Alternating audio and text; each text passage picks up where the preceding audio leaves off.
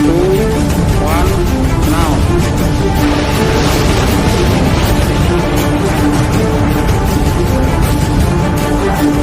दोस्तों स्वागत है आपका इनसाइट नॉलेज की एक और नई वीडियो में। दोस्तों आज की इस वीडियो में हम दो बेहद ही महत्वपूर्ण खबरों के बारे में बात करने वाले हैं। जहां हमारी पहली खबर प्रलय मिसाइल की तरफ से निकलकर सामने आ रही है, जहां पर भारत ने इस मिसाइल को एक नए स्तर पर पहुंचाने के लिए काम शुरू कर दिया है और 2023 तक इसका असर भी दिखने लगेगा।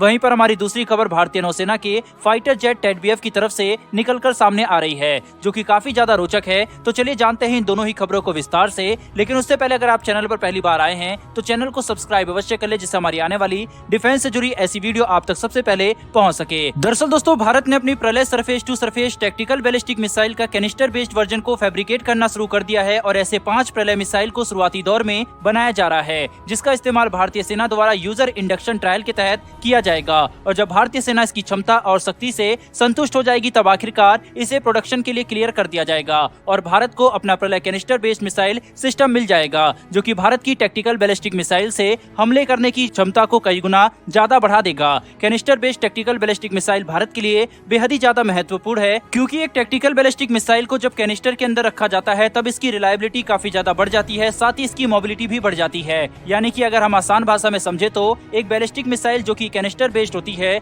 उसे एक जगह से दूसरी जगह ले जाना काफी ज्यादा आसान होता है। भारत के सिनेरियो में अगर हम हमारी किसी मिसाइल को चीन की सीमा के नजदीक ले जाना चाहते हैं, जो कि काफी पहाड़ी इलाका है और इतने ऊंचे इलाके पर मिसाइल ले जाने के लिए हमें काफी भारी उपकरणों की जरूरत पड़ेगी और उसके बाद भी काम खत्म नहीं होगा। हमें और अलग अलग उपकरणों की जरूरत से एक मिसाइल फैसिलिटी बनानी पड़ेगी जहां पर इस मिसाइल को तैनात किया जाएगा। लेकिन अगर प्रलय मिसाइल का कैनिस्टर बेस्ड वर्जन भारत के पास मौजूद होगा तो हम इस मिसाइल को कैनिस्टर में स्टोर करके बड़ी ही आसानी से एक हैवी मिलिट्री मोबिलिटी व्हीकल पर माउंट कर सकते हैं, जिसके बाद से ये व्हीकल आराम से इस प्रलय बैलिस्टिक मिसाइल को ऊंचे इलाकों पर ले जा सकता है और चीन से सटी सीमा पर इसे तैनात किया जा सकता है। तो अब आप समझ गए होंगे कि एक canister based tactical ballistic missile का कितना ज्यादा फायदा हो सकता है और ये किसी भी युद्ध का रुख बदलने में कितना ज्यादा महत्वपूर्ण साबित हो सकता है। दोस्तों प्रलय एक canister based short range ballistic missile है। इस मिसाइल का कुल वजन 5000 किलोग्राम है। ये 370 किलोग्राम से लेकर 700 किलोग्राम तक का वारहेड अपने साथ ले जाने में सक्षम है और इसकी मारक क्षमता 150 किलोमीटर से लेकर 500 किलोमीटर की है।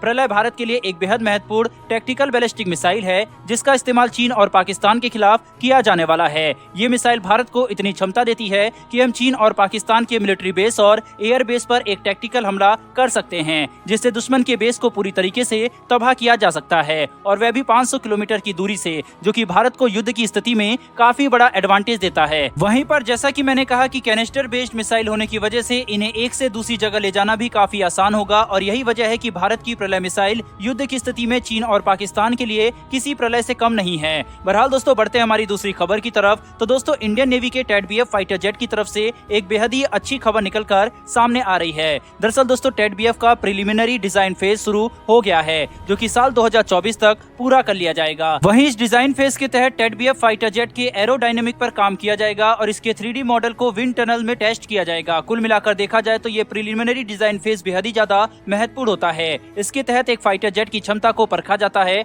और उसके डिजाइन को एनालाइज किया जाता है कि डिजाइन सही है या फिर नहीं। एक बार ये फेज सफलतापूर्वक साल 2024 तक पूरा हो जाएगा, फिर साल 2026 में इस फाइटर विमान की पहली उड़ान होगी, जिसके बाद 4 साल की टेस्टिंग होगी और आखिरकार 4 साल की टेस्टिंग के बाद साल 2030 तक भारतीय नौसेना का टेडबीएफ फाइटर जेट प्रोडक्शन के लिए तैयार हो जाएगा, जो कि भारतीय नौसेना के एयरक्राफ्ट कैरियर पर से सभी फाइटर जेट को रिप्लेस करेगा और एक ज्यादा एडवांस स्वदेशी और शक्तिशाली फाइटर जेट बनकर सामने आएगा। भारतीय नौसेना ने भी 6 स्क्वाड्रन टेडबीएफ फाइटर जेट विमान खरीदने का वादा किया है, यानी कि साल 2030 में जब यह फाइटर जेट प्रोडक्शन के लिए तैयार हो जाएगा तो शुरुआती दौर में ही भारतीय नौसेना ऐसे लगभग 106 फाइटर विमान खरीद लेगी, जो कि इस फाइटर जेट के एक शुरुआती इकोसिस्टम को बनाने में सहायता देगा। उसके बाद भविष्य में जरूरत के हिसाब से और स्क्वाड्रन टेडबीएफ खरीदे जा सकते हैं। टेडबीएफ अपनी श्रेणी का पहला स्वदेशी फाइटर जेट होने वाला है, जिसका मुख्य इस्तेमाल भारतीय नौसेना के एयरक्राफ्ट कैरियर पर से किया जाएगा। वहीं ये हिंद महासागर में भारत का दबदबा बनाए रखने में एक बेहद महत्वपूर्ण भूमिका निभाने वाला है। साथ ही भविष्य में इनका इस्तेमाल भारत रक्षा निर्यात के क्षेत्र में